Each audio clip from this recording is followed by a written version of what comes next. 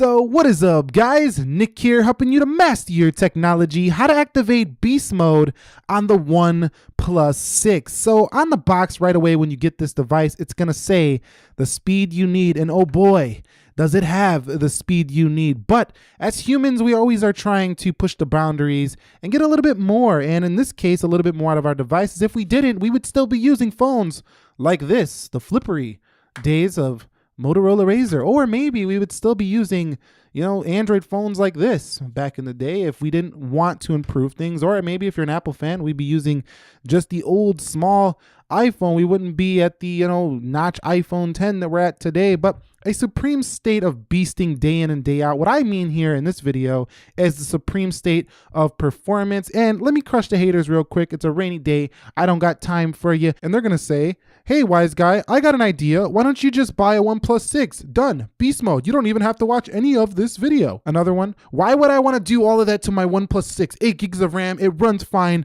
the way it is. Why watch a video about tips and tricks basically then if you don't want to do anything to your device? You just kind of contradicted yourself right there. And lastly, I know everything that you said in this video. You taught me nothing. Well, congratulations. I taught you nothing. You are a seasoned Android user. Okay, so for the first tip on how to activate beast mode on the OnePlus 6, I'm going to go ahead and enable developer options on the device. This is a obvious one that I point out in pretty much all of my Android beast mode videos.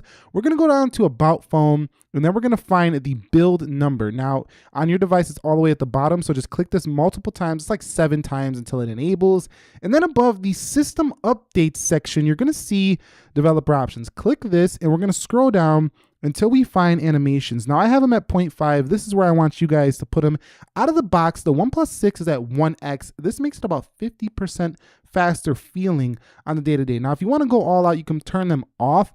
But if you do that, what's going to happen is that you get a choppier looking animation. So I recommend 0.5, 0.5, 0.5. And number 2 is to utilize Nova Launcher and its various settings. So this is an application you could download in the App Store, the Nova Launcher. Let's go ahead and enable that as our default launcher. Now, the reason why I enable this as my launcher on the OnePlus is because while OnePlus's launcher is fantastic, it's smooth, it's just fine, this one's a little bit faster when you do customize the look and feel and change the animation speed to faster than light. The scrolling speed as well is really what's noticeable. It's just a faster scroll than what you get on OnePlus's launcher. So to me, the Nova Launcher makes this phone feel a little bit faster and makes the animations fly in a little bit quicker than what you get on Oxygen OS's launcher. In addition to that, in the settings of Nova, you can go to gestures and input. Now you will have to be a Prime member for this, and you could go ahead and change things like double tap to turn the screen off and like just swipe gestures for getting into applications. Those are like shortcuts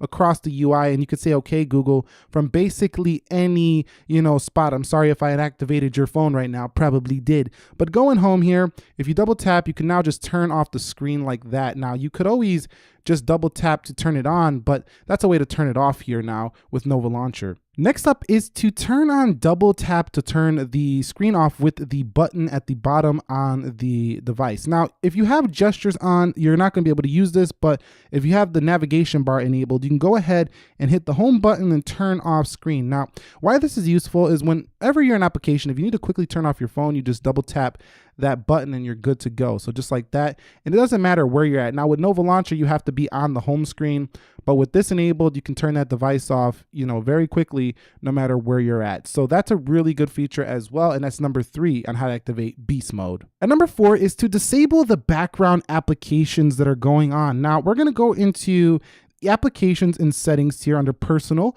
We're going to go to the application list. And now what you're going to do is locate applications that are, not being used by you quite a bit. So for example, I'm sure not all of you are using each one of these Google Play services. Maybe you're, a Spotify user. You don't use Google Play Music. So you can go ahead and disable that application. Or maybe you use Netflix. You never watch Google Play and TVs, but you can't uninstall this, but you can disable it, which makes it not collect any data or use any background resources. So that can make your phone just a little bit faster here on the day-to-day. So go through your applications and find the ones you're not using that you can't uninstall and disable those. And number 5 is to deep clear recent applications. So how do we do this? We're going to go into settings once again, scroll down till you get to system settings. Then we're gonna go into advanced and we scroll down and we go to recent app management. In there, we're gonna hit deep clear. Now what this does is it's gonna go ahead and clear the background processes, which may, it says it right there what it does, but basically no background processes. It's not just clearing the task list like you would do normally. It's actually going to clear the background process. So this can definitely speed it up. And I've been running this for my OnePlus 6. Next up is to disable auto sync in your accounts, because why do you need to auto sync data when you're not even using the application? I never understood this, but some people might, use applications and don't really want to do any refreshing or anything like that. But every time you go into an app, it kind of refreshes anyway. So we don't need this hogging up our resources. So you just turn this off in accounts, and you could just go into the applications to refresh the data yourself. So that saves a little bit of the phone working in the background once again. And number 7 is to clear the memory and RAM. So we're gonna do this by going into settings. We're gonna locate storage. So let's go to storage and memory. And in memory, we're gonna go ahead and see memory used by apps. And in memory used by apps, you're gonna see the applications that are using the most of your RAM on your device. Now, I don't have that much installed on my device, but I'm sure a lot of OnePlus users are heavy users. So when you start using a lot of games, they're gonna use up a lot of RAM. You're gonna go in here and you're just gonna clear that RAM frequently if you're a heavy user. If you're not, then you could just void this tip out. But if you're a heavy user, definitely utilize this one right here to keep it running smoothly and efficiently. Next up is to clear the cache. Again, this is in the storage settings. So we're gonna go into the storage, back to storage and memory, and we're gonna go to applications and just clear out the cache like Super Mario Run. I played this a few days ago.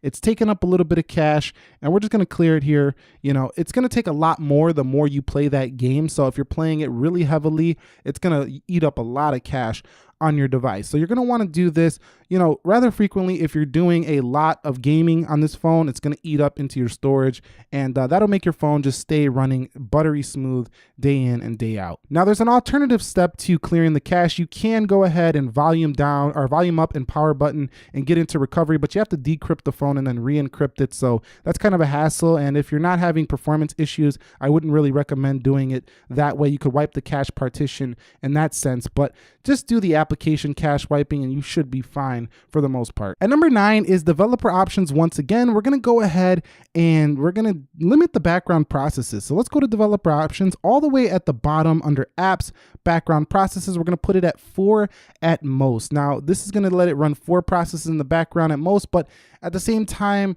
you're going to have less resources again. So basically what we've been doing a lot in this video is disabling things that in the background have to run all the time. Now I know you can argue this phone is a beast, it doesn't need to do that. That's true, it can handle all this, but if you want it to run most efficient as possible, this is definitely gonna jumpstart you to that goal. And number 10 is to change display resolution. So let's go down to developer options and scroll all the way down until we get to the smallest width. And then we're gonna put this at 320 or 340.